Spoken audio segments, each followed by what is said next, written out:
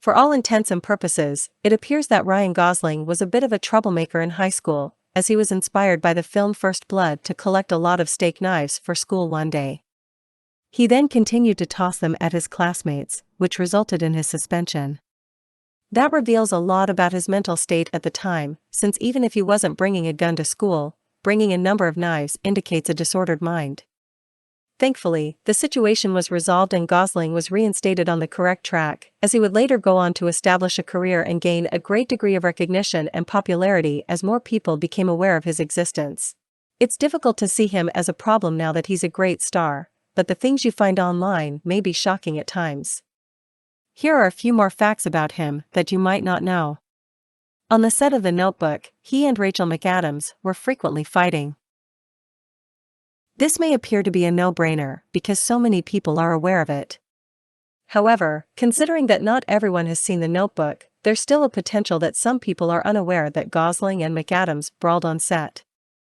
They ended up getting back together after a bit and then breaking up, only to get back together again before breaking up again.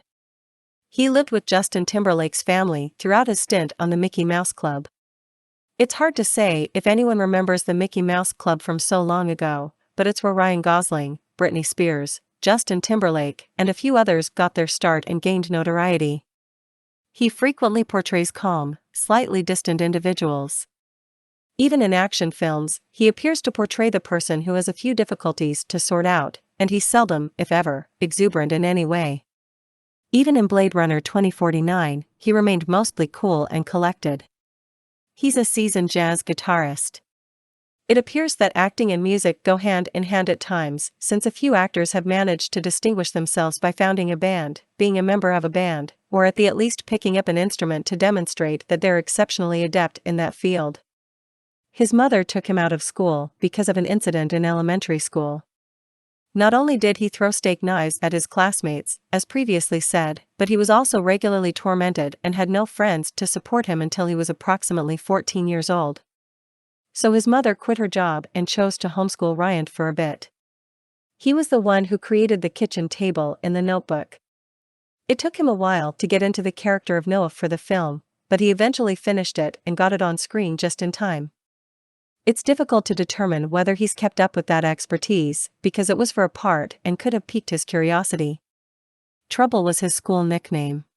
By the description above, you can understand why, but it's also possible that he attempted to fight back more than once and just didn't have what it needed, or that he put himself in over his head more than once. He was meant to be in The Lovely Bones, but he didn't show up. He pulled out at the last minute, and Mark Wahlberg was cast in his place. There's probably some explanation for this hidden in a deluge of stories from years ago, but he doesn't seem to mind too much. He doesn't have a large group of close friends or an entourage, unlike many other performers his age.